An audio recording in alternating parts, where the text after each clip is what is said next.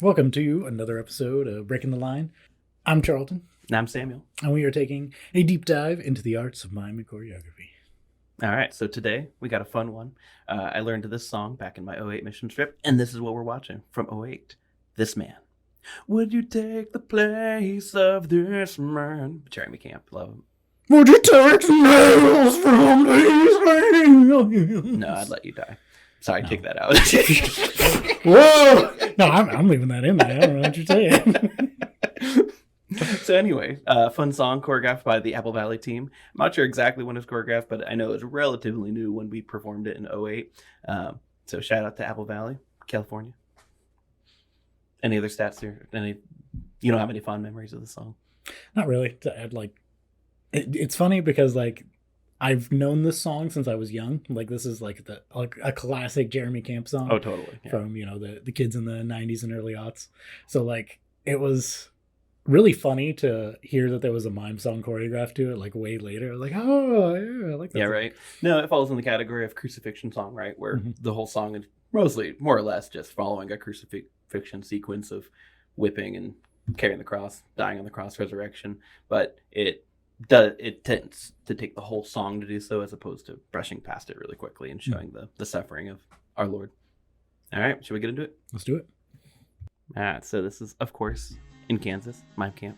This is the '08 Mime Camp, which is actually funny because this would have been just a couple of months before I started mime. Oh, look at that. Look at that handsome man back there on the Oh, yeah, that's Josiah. back left. Yeah, so Josiah and I are the guards. Shout out to Zach. Zach is a boss person to play Jesus in this role. It was choreographed in such a way where that person has to do so much muscle work, and we'll get into it. One side note, what do you feel about songs that have the guards that try to accuse Jesus? It always feels weird to me that they're just the bad guys. Yeah, they kind of fill a pragmatic role to summarize the right situation, because you would also have to throw in a bunch of extra characters, right, and then Pharisees or transition crowd or it, whatever. Whereas otherwise it just there's a lot of makes it songs. faster. It's a weird trope that we have. Yeah. One, I do like the song in how they demonstrate the crucifixion and the suffering through going in slow motion. So the verses are fast, and then the choruses are slow motion right after a brief pause. Yeah, some muscle work here. Just that slow motion fall and bending your knees before you go back into full speed. No, pretty standard affair when it comes to crucifixions as far as Jesus carrying the cross. But I do like how this is staged. That nice V and then going sideways. You got a freeze there. Nobody ever knows exactly what lyric to freeze on there, but then it has a couple issues there. That's a coordination. But I do love this sequence of after Josiah takes the cross, Zach just gets to hold his body weight while lean him down. That's good. That's a good effect. Oh yeah. I mean, I had to be a little bit strong, but Zach is the one who's doing most of the work there. You're okay. I'm okay. Yeah. No, Zach's literally in the army or military. Can't remember what branch, but yeah, Yep. he deserves it. One thing that I think is really cool is whenever you go into the slow motion, that's also when the narrator comes out, and it gives that layered effect where you slow down the pacing so two things can happen at once. Yep. And I think this does that really well. No, and I think it's supposed to be the narrator pulling out the question, right? Would you take the place of this man? In future iterations, what we've done is actually the narrator walks through the people. So in the first chorus, they talk to the guards and saying, would you take the place of this person you're crucifying? The second one, they talk to the people in the crowd. And in the third, they talk directly to the audience, would you take the place of this man? The staging's a little tricky here with this stage, but normally the person walks right in front of Jesus and it shows the crucifixion and saying, would I take the place, kind of metaphorically. It does suffer a little bit from the repetitiveness of a narrator, but one of the things that adding the person walking around in the first two choruses does is it helps develop why the narrator's talking, talking to the guards, talking to the crowd, and then to the audience. Also has a pretty sweet ending. The slow motion's cool, man.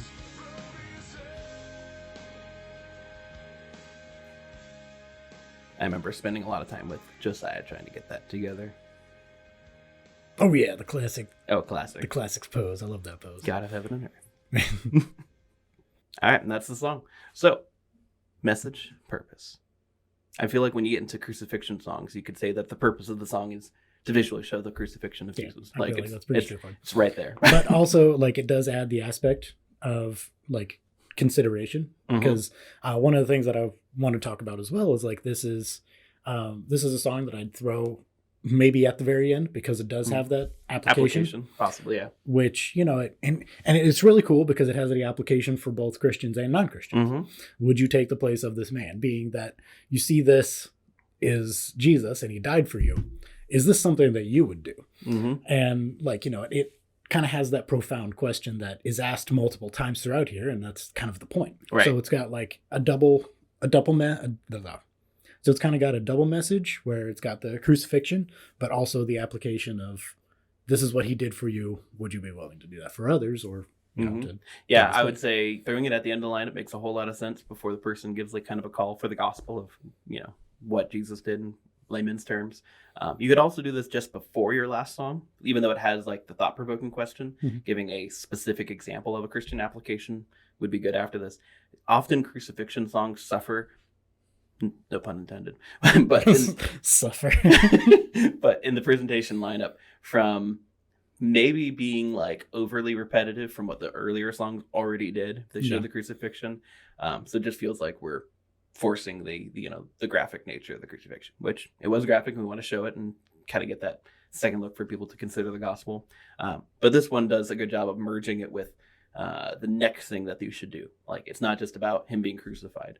So something like Via Dolorosa or other crucifixion songs, I'd actually almost put them like a little earlier in the lineup. So it'd be like, here's what happened, here's what you're supposed to do about it. And this one merges that gap pretty well. Yeah, that makes sense. All right, so what are some praiseworthy aspects of the song? Yeah, so this song, like, what's ironic is I feel like it has a simple message, but it doesn't get negative points from me because it does the simple message more profoundly. And like, you still have a signer and things happening in the background, kind of like last week's episode with I'm Amazed. You have a similar nature to that, but it slows it down and does some artful things to like make you slow down and consider the crucifixion. So the narrator, when they're pointing at you, the audience, like, it impacts you differently. It makes you actually think of like, would I take the place of this person? Yep, exactly. And then other praiseworthy aspects and just foreshadowing. I am going to give this some pretty good style points on like the slow motion, how the crucifixion went and those kinds of things. Like it did a very good job on depicting the crucifixion. Like, of course, abridged, summarized with no words, you could say, but like in a cohesive, coherent manner. Right. I feel like when you're going to do a crucifixion song, you have Pilate, like that's kind of your opening trope to that trope, if you would. You have Pilate, whipping, carrying the cross, crucifixion, and then maybe some form of resurrection. And it tends to be lighter on the resurrection side. But that's kind of the overview of like how those songs work. Yeah, but this one does it in a non-tropey way, where we're going to like intentionally slow down at some aspects to kind of sit on the agony, if you would. Yep. Agony. Love that. Rock. Anyways. Musicals aside. Yeah. But yeah, that's where I'd go with that. I think it's good. Yep. It's relatively simple in the background parts. It's almost a little too simple. It is a little cue heavy because the background parts just need to all unfreeze and freeze at the same cues. So even in this demonstration of it, even though we had practiced it for a couple of weeks at this point of the mission strip team, like we weren't hitting all those cues the same, where there's a couple of things off. So you really need to make sure you have all the same cues, because there's, I guess I would call them deceptive lyrics of which cue you would actually choose. Sometimes it's the he knew, like it's the word, or sometimes it's the end of the beat, the 4-bar phrase or 8-bar phrase. Like there's a couple different ways that people interpret that, and I've seen cues be missed. It's a small polishing detail, like nobody's gonna go crazy, but if you're gonna try to do a free song where everyone freezes and unfreezes, doing that unison is important. Yeah, it definitely makes it look more crisp, more clean. Yep. All right, so what are some aspects that we might critique or help it develop?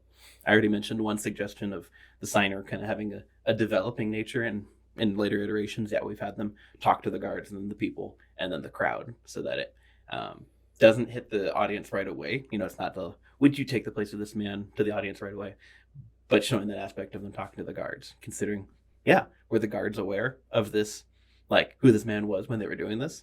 Like we know that one guard at the very end is like, oh, this was the Son of God. Right. But like, you know, considering what there was in their mind or the crowd's people, I think it's really interesting thought to help develop it.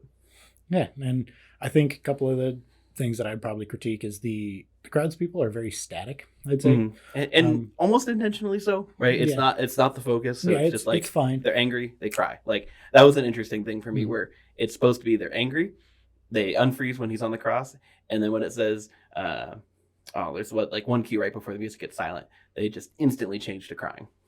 It's interesting. They're like intentionally not given characters. It's just like, just do this thing. Yeah, their emotions. Right. Their emotions, not people. Yeah. Deep, man. It's deep. But I do agree. It's funny. Yep. And I sort of to go along with you, I think part of the narrator kind of has some funky things going on. One thing that I would also add is the narrator comes out at a really random cue. Because instead of coming out at the beginning of the chorus, it comes out like a bar before the chorus. It's I would call that the pre-chorus of the song, even though it kind of musically it fits in the verse. I would call that the way it's developed a pre-chorus. So that's their cue. It's a moment where the regular stage, like mid-stage, freezes, and then they come out so that the audience looks over at them. Yeah, I do agree it's a little funny. It's a little weird, but like part of me, the reason I bring that up is because like part of me wants to say, well, just bring him out at the chorus. Part of me also wants to say, just leave him out permanently, or find like a good solid point in which they could come out, because it just feels really awkward. Now, it's probably fine, and I'm just being really critical, but like ultimately, that's kind of what you notice. Don't want to just throw signers in songs because I think we've talked about that. You want them to have a purpose, and so them just talking to the audience, I do believe helps get that message of would you take the place, like getting the audience to consider it. But I think the song already does that a little bit. So again, that little development of them talking to the guards and then the crowd and then the audience, I think really helps that message of like they're not just signing, they're a character in this song, though they're outside considering the story. Heck, you could probably have them like at the very beginning of the song open the Bible, so it's like that they're reading the story. I mean, maybe that's another overused trope, but regardless, it's like them coming to the realization of this and talking to people about it. Yeah. So they get like a background and a character rather than just a signer. Yeah. Cool. All right, and some theology on this. Like it follows the storyline of Jesus' crucifixion pretty solid. So I don't know what else I would say on. Again, why do guards have to be the ones that accuse Jesus? Yeah, like there's some subtle nuance to the crucifixion story that's missed, but it's like whatever. Yeah, it's minor. I feel like overall you're gonna get the main point of the song across. Yeah. Cool. All right, let's rate it. Clarity, difficulty, style. Ooh, you did like 1, 2, 3. That's cool. Style. Instead of 1, 2, 3 or 1, 2, 3, 5. Whatever. Style. Yeah. Okay. Cool. All right. So how are we talking about its clarity? So clarity, I feel like it's pretty clear. It's like clear. it's about the crucifixion. Right. Well, which is cool because even though the song says, "Would you take the place of this man?" and it has a few lyrical cues, like the crown. Like there's a few moments of there, but it really does not become dependent on the lyrics, even though the message ultimately depends on it. Would you take the place of this man? So I'd give it a couple points extra for clarity, just because it's right there. Now, granted, would you say the crucifixion trope is a inherently clear thing? Like, oh yeah, of course we're talking about Jesus. Well, honestly, in some ways, no. Like, there's a thing with crucifixion scenes that kind of bothers me. And get it off your chest, man. This is my therapy. Let me talk. Where to an audience who doesn't understand the importance of the crucifixion, it can be really hard. So like when we have, just a song that throws in the crucifixion and somebody, repents and becomes saved or whatever, like that can sometimes fall on deaf ears, I feel like. Right. Well, no, it's a really real question of like, what is the significance of Jesus's death to me? Yeah. Right. Like, why does somebody dying, unjust punishment, whatever, seeing the application for you today. Right. And so like with this song, I think what this does very well is it gives the reason, part of the reason, not sure the whole, I'd love to see a song try to fit that in. Yeah, talk about substitutionary atonement. Right. In just fit the whole theological paper in there. Yeah. But like this one, it kind of gives like a meaning, like an application for you. And it's not just like an application for whoever or just some kind of vague, well, this is Jesus and it's important. Though the gospel and Jesus' death and resurrection is of utmost importance to us as Christians. It's not so much to people who are outside. Yep. But this one does a great job of putting it in their chord of being like, I hope that you consider this. Yes. No, one of the pastors in my church often says Jesus didn't just die for you, he died instead of you. So would you take the place is a really valid question because it should have been you. Right, exactly. So getting that thought across, especially if you're following up, speak afterwards, say this is near the end of your lineup, trying to give that invitation for the gospel of them following through of like, what does this actually mean for you practically today? Awesome. All right. So what number are we giving it though for clarity? I was going to give it I'm thinking like a 9. Yeah. I'm not disagreeing with you. I think that with some development, what we're seeing here, I'd probably give it like an 8. I feel like it's solid, but could have some aspects, particularly the guards and the background people, giving a little bit more. Yeah, I feel like there could be some things, but I feel like that's more on the style side that I'd count points off for. But ultimately, clarity, I get the message. The message is relatively simple, but I don't count against it due to the fact that it does things well and it gives enough substance to feel like, it has a solid message and I get the message. Right. And I feel like the message is applicable to a lot of different people and not just, Christians on a Sunday morning. So I think it's solid. Good. Message wise, gets a thumbs up from me. Cool. All right. And then difficulty. I mean, I feel like background people is like 2, 3. Like, yes, you have to get some cues together, but like overall minor. I remember giving cues for the song, and most of the time, you're talking to the person doing the signs, being like, show more emotion, and the guards being like, don't crucify Jesus backwards, or like weird. A lot of weird notes for the song. But the difficulty really goes up based on how much style you want to put into it. So for the guards who are not strong enough to do those cool moves, it kind of loses a lot of style, but loses some difficulty. So it does have a ceiling, or it needs to get people be strong enough to actually do this part as opposed to just actually throwing in guards. It has a physical requirement versus just like throwing any random minded. So on the overall whole, I feel like it's a pretty straightforward song. Give it a 5 in difficulty. Really? Yeah. Man, I was gonna give it I was thinking like a 7. Really? Mostly because like the crucifixion scene does require a lot of like slow motion, and those types of techniques are often very difficult to do effectively because like it requires you to, first of all, be just good as a mime at that technique. Yes. But also it requires you to hit those cues really well. And also, in this song in particular, it requires you to physically be able to like have the muscles to do it. So I feel like it has a bit more requirements just at the base level for you to finally go in. Now, granted, I do agree the background people. Maybe I was balancing a little too much on that. I do agree the guards are the harder part on this, but and so like you get the signer. The signing is okay. It's not too difficult. The hardest part is not making it boring, right? And that's more emotion than technical signs. And then the guards, like easily the hardest part, and then Jesus would be second, then the signer, and then way down at the bottom would be that muscle work that Zach had. So I don't know. I think I'm going to give it a 7 for. All right. I think I'm sticking to a 5 to show the average a little bit, but I do agree with you that it definitely has a range there. All right. And then what about style? I mean, that slow motion aspect to like really emphasize the suffering of Jesus, I feel gives it a lot of extra style. That back and forth nature of it, where the signer comes out when they're frozen so that you can watch both things at the same time. A lot of good style for a crucifixion song. I was going to give it closer. I don't know. It's so hard. It follows the storyline of the crucifixion relatively simply, but that's not necessarily a bad thing. I don't know what else I would do on the like style aspect of it based on this song. But it's so hard. But it's funny that you mentioned that because like part of what like, rewinding back to say The Coming, we've talked about that song where it talks about like, the nativity, and the nativity is a trope, a theme, or whatever you want to call it, that's been done in mime several times, and people do it different ways, but it's the interpretation and the focus of different aspects of that story, that particular purpose and message of that song, that makes it interesting. So this song, I think, like as far as style goes, it is okay on that aspect. Like, I don't feel like it's breaking any bounds. It's not like doing something super cool. Like, take, for example, This Blood, the Carmen song. Something that I think is really interesting about that is like, it has the aspects of like when Jesus is walking along the path, he stops and we get like Simon the Cyrene, where we don't have that dude like focused on in many aspects. And it's like that is a part of the that's a part of the, you know, crucifixion of Jesus, but we don't talk about it very often just because most of the time it's not relevant enough.